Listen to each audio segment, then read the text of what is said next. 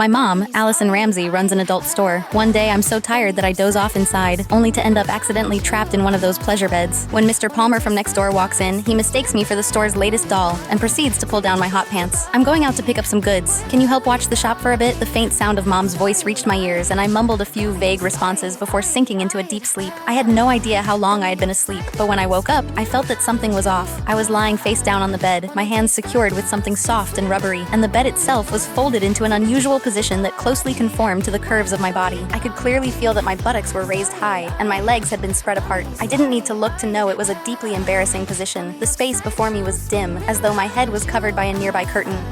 What was going on? A wave of panic set in. I struggled with all my strength against the restraints binding my hands, only to realize I couldn't break free at all. It finally dawned on me that my family ran an adult store, and this must be the new pleasure bed we'd recently ordered. The bed was equipped with mechanisms that could only be unlocked through external settings once triggered. I had been completely exhausted earlier, so I just crashed on a random bed in the storeroom without even noticing it was the latest model of pleasure bed. I would usually sleep on my stomach and move around in my sleep, so I must have accidentally triggered the mechanism while dozing off. And now this single bed had locked my hands in place. The bed split into two below my waist, lifting my lower abdomen and hips and leaving my buttocks raised high. It was as if I was positioned for it. What was I supposed to do now? I shouted a couple of times, but there was no response. It only then struck me that before I fell asleep, Mom mentioned she was going out to pick up some goods and asked me to watch the shop. Hey, Allison. Just then, I suddenly heard the voice of Mr. Palmer, a customer, coming from the doorway, and he was getting closer. Oh no, Mom did say Mr. Palmer would come by later to settle the bill. Panic surged through me. I struggled desperately, only to find that while the restraints looked soft, there was no way to break free. Where's everyone? I thought I told them I'd come by to settle the bill today. Mr. Palmer's voice drew closer and closer until it sounded just a few steps away. Frozen in this embarrassing position, I felt my face flush crimson, and in my panic, I froze completely, not daring to move a muscle. Is this a new doll that just arrived? Mr. Palmer's words sent my heart leaping into my throat. The next second, I felt a pair of warm, dry hands land on my thigh. They then slowly slid upward until they were inside my hot pants. The weather was sweltering, and when sleeping at home, I naturally dressed lightly. Thus, my hot pants were barely long enough to cover my buttocks. The texture feels pretty good. It's quite realistic and even warm, Mr. Palmer remarked as he fondled me. The bizarre sensation made me clench my teeth, too afraid to make a sound. If anyone were to discover I was being mistaken for a doll, it would be over for me. But then, to my horror, I felt those hands beginning to tug at the waistband of my hot pants.